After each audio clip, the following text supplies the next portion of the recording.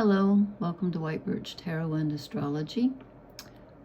This is a reading for, and pardon my voice, yes, I still have allergies, for the new moon in Aries, which I thought was coming up in a few hours, and it turns out it was actually 7 in the morning of Friday, April 17th, which was actually yesterday, because I'm doing this after midnight, so I apologize, but hey, no problem, because this energy is going to stick around a while. And I could be here all night talking about the astrology, so I'll try to make it brief, and I will timestamp when the card reading starts. Weird cards, weird energy. This, I was thinking about this. Okay, so we have Neptune, Mercury, Mars, Saturn, Chiron, Sun, and Moon all in Aries. And I apologize for the visual quality. It looks like there's fog in here. And there is not. And I can't figure out where it's coming from. So, I was thinking to myself, I thought, if you think of the beginning of the year as the spring equinox, which one could do, I feel like actually this is sort of the beginning. This new moon in Aries is sort of the beginning of the change that I've been talking about, all the astrologers, everybody's been talking about. We had all the planets in Pisces for so long, and we're talking about karma and letting things go and things ending, and now they've all moved into Aries. Not all of them, but the North Node is still in Pisces. But it's like the wheel's turning finally, and we're finally taking some action.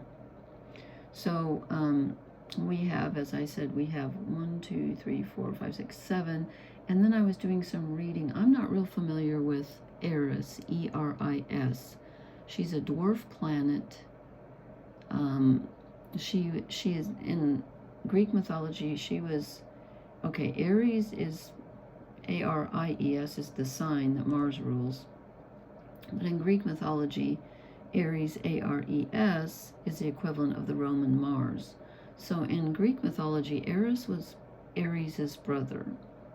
And apparently she ruled like strife and rebellion and discord. And, apparently she was responsible for starting the Trojan War. But anyway, she is at like 22, 24 degrees. I don't know much about her.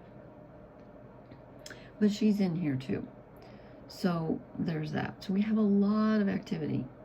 So the sun and moon are only 1 degree from Chiron, the wounded healer.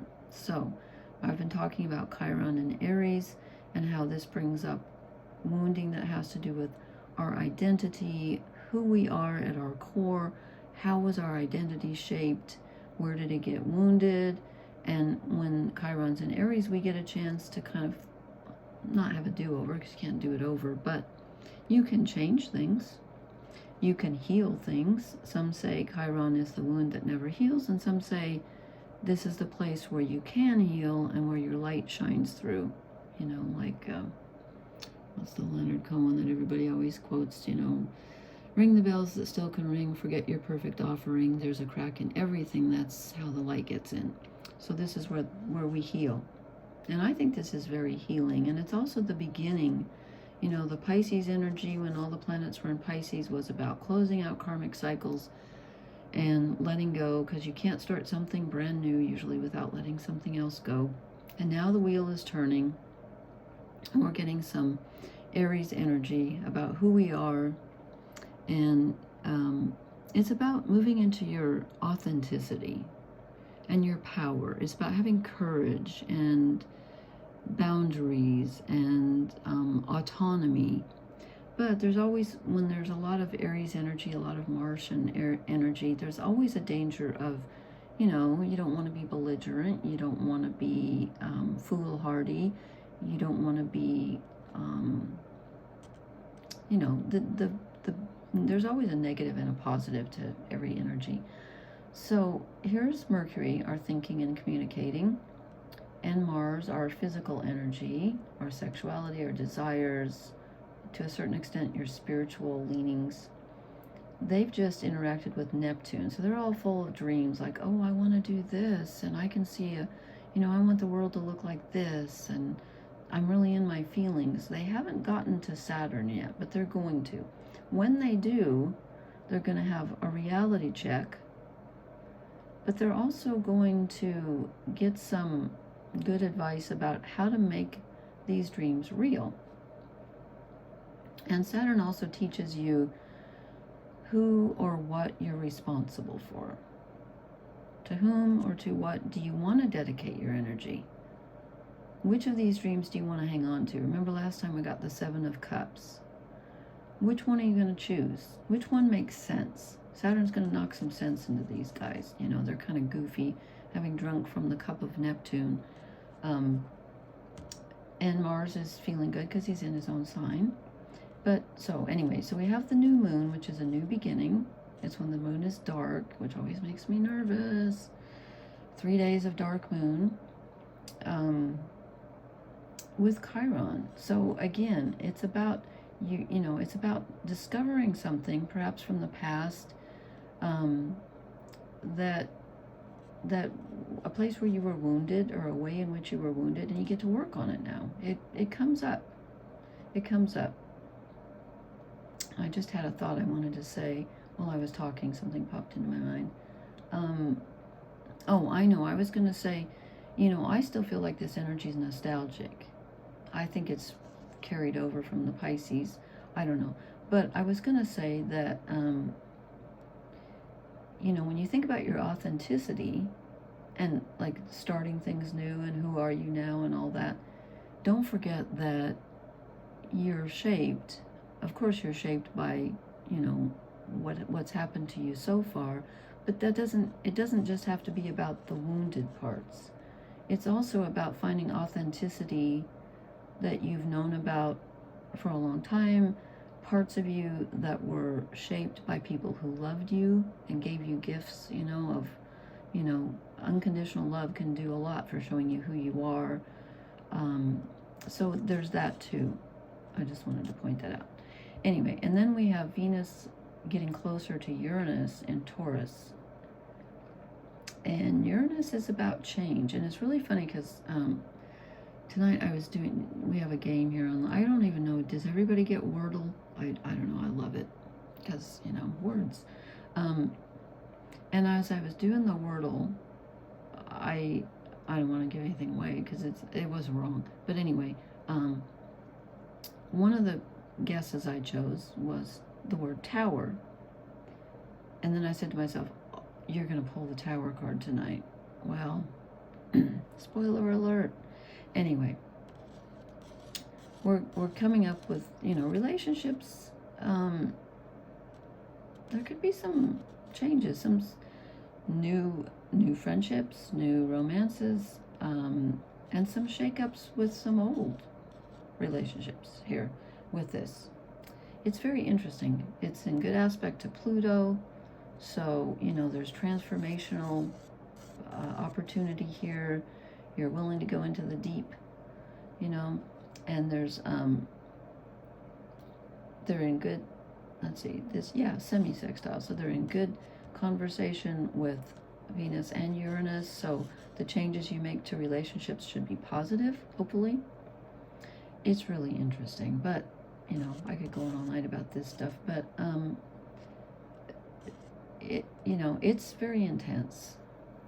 And again, there's always the danger, you know, you don't want to be foolhardy, and also you don't want to be, you know, there's always the danger of, well, I'm thinking about like the world stage, you know, kind of spooky about, I was going to say, good thing we're not at war. Yeah, we are. Of course we are. Of course we are. That's the bad part, right? I think you know what? I've got something got mixed up here. Okay, let me move my turtle. It's turtles all the way down. I've told that joke before, so if anybody wants to hear it, I'll do it again, but not tonight. Okay, so I thought, what deck do I want tonight? Because this is really important. And then I thought, I haven't used the Rider-Waite in ages. I'm going to go old school. And also, we don't need shadow cards where we're going, but I have an oracle card. Okay, so now, you know, if you watch me, you know that often the readings go up and down. So tonight I just thought, okay, I'm just going to expect that. And I believe they did, but they're really interesting. So okay, to me, it's almost like top row is not worst case scenario. I'm not going to say that, but top row is kind of like a cautionary tale, and bottom row is what you can do with this energy in a more positive way. So we start off with the Nine of Swords. I don't know why the light's weird tonight. Okay, Nine of Swords, which is up in your head, worry, just anxiety, right? And I mean, this is pretty intense energy. So, and then underneath it is the King of Swords. So Nine of Swords, King of Swords. So it's saying, I believe it's telling us, you know what? Yes, some stuff could come up about your past or your wound or whatever, and you can feel very passionate and like you just want everything. I read a quote, no, not a quote, just a thing from an astrology. It's called Astrology by Lauren. She's really good. And she said, Mars in Aries, which is where my Mars is, wants everything done yesterday. And I thought, yes, oh my God. Yes, absolutely. So this is, that actually has nothing to do with this, now that I think about it. But this is being up in your head with worry, like, I want, well, it kind of does. I want this now, or this should have been done this way, or I have to get out of here, I need to run away, or, I need to do this now, I need to save so-and-so, whatever. And this is telling us, no, we need to be in control of our thoughts. Even though Mercury just came off Neptune and it's going to, bump into Saturn, you need to be in control of your thinking. And you can, or we wouldn't have gotten this card. You can. It's possible. It's possible. And then I got the Eight of Wands, which is movement, messages coming in. Okay, movement isn't bad, but I still think this is a cautionary tale at the top, telling us you want movement, but you don't want reckless movement, and you don't want too much movement. This could almost be like too many, what's the expression? I was going to say not too many cooks spoil the broth, but like, too much on your plate. You can't do 8 things maybe, but maybe you could do 5 or 3 or whatever. And underneath it, actually maybe we're supposed to do 1, I don't know. You're supposed to consolidate. So there are so many things you want to do, but you got to start with one thing. And also you might have to clarify. This is consolidating your energy. So we have a guy with 1 sword. Instead of 9 thoughts, we've got 1 sword. Instead of 8 wands, we've got 1 wand. Even if you have a project that is complicated, you have to take 1 step at a time. So pick one thing that you can change right now and focus on that. And then here comes the Tower, because, I knew I was going to get it. Something changes. Something that's out of your control, and you feel like, oh my God, everything's falling apart. Is this a relationship? Is this something in your life, in your world, in your daily life? I don't know, but something unexpected comes along. And then look what's under it. We can turn that into the Lovers, which tells me that when something happens that perhaps unpleasant that you weren't expecting, you can use that to your benefit to make a choice. You can say, well, that didn't work out so well, so what can I learn from that? And is there something better for me? It's the Lovers is the choice. And also you can maybe you can look on the change more kindly, or look, I don't know, depends on what it is. But this is about making a choice that's better for you. It's better for your own power, your own autonomy, I'm guessing, because of the Aries energy. But this is, this is doing, controlling things But you control your choices too. You control what the outcome is by making the right choice. Not to put any pressure on you, but just think about it. And then, oh, sorry.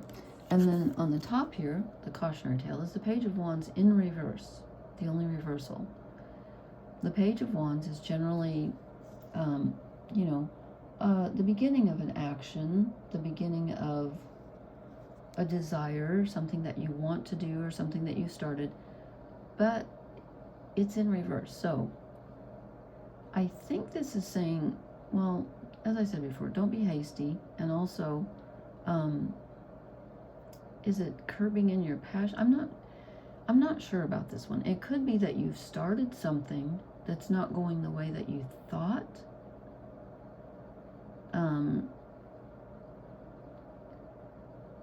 Something's gone awry, clearly with the Tower. But this isn't something that you've been putting your energy into, something you were excited about, and it's not going the way that you planned. But the advice is Nine of Cups. Try to look at it as a positive, and also go to your emotions. Be happy with what you have. The Nine of Cups is being content, emotionally content. So find something that you can be contented with, and also even the situation. Look at the change or the disruption or whatever. Try to look at it as a positive rather than a negative. I know, that's like, yeah, depends on what it is, I know. But there is a potential here for listening to your emotional self and being happy. Choose what makes you happy. Okay? And then I was going to draw an overall energy card, and two came out. And they're kind of strange. So I kind of feel like they might be shadow cards, even though this is the same deck. We get the Five of Cups, which is feeling sad about something you've lost. But don't forget there are two still left upright. So you can turn around and see what you've got left. Don't get lost in the remorse and the letting go, which of course we have to do as we're moving into this new cycle. All this Aries energy. And it came out with the Nine of Wands, which is interesting because this is feeling defensive. So I was thinking to myself, is this telling us we're being too defensive because it's Mars? I mean, because it's all this Aries energy? Or is it telling us that because of all this Aries energy going around, we might have to be defensive? I'm not sure, but I kind of feel like it might be the latter. I feel like it's saying, don't let your guard down.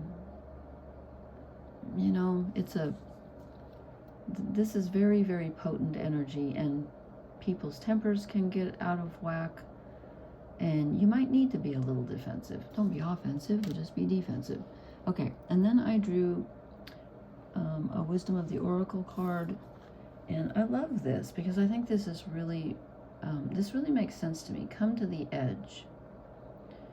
So, because all this Aries energy, Aries always wants you to take a risk. Not always, but yeah. It's about being bold, as I said, courageous and authentic.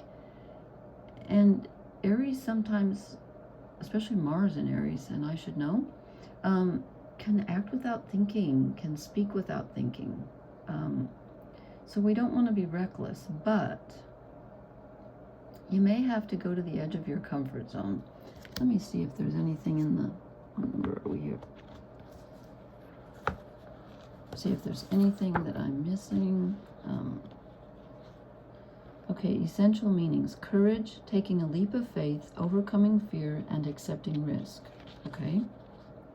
I don't know why I feel like reading the protection message. I guess because I got the Nine of Wands. Fear is leading the way into places you don't need to go. Most of what you fear at the moment is an illusion stemming from an old belief that isn't even true. Now is a time for courage. Yes, you will not be lost at sea. You will not watch everyone else get what you want while you are left alone and unloved. Oh, the drama of it all. False evidence appearing real, i.e. fear, is hovering over you. The more you dwell on fear, the more real it will become. Ask yourself, who in me is afraid? Love that part of you. Ask, is this true and real right now? The answer most likely is no. Give yourself a hug. It's okay to be scared. Courage must be summoned. In spite of your fear, even when you're not feeling confident, Spirit will always catch you. That's lovely. Okay. I think that's true. I think we got the cards on the bottom are all very positive, and might need to defend yourself a little bit, and there might be a little bit of sadness, but don't get stuck there. I think it's an overall positive reading. Oh, I forgot to look at the timestamp. I'll find the time when I started the cards. And also, here's a cautionary note. I cut my own hair, as I've probably mentioned before. I cut it all off. You know what the scariest thing in the world is when you hit the camera button. I sit down at the table to record, and I always forget that it's facing me because I have to hit the reverse button. And there's my face, like right in front of me. And I got an extra jolt tonight, and I thought, oh my God in heaven, I cut off all my hair. Yeah. So if you be careful with scissors. Don't run with scissors. That's my advice tonight. Anyway, thank you so much for listening. Please hit the like, share, and subscribe buttons. Please leave me a comment. I would love to know how this reading resonates and how this energy is treating you. And I will talk to you later. Blessings, everyone. Good night.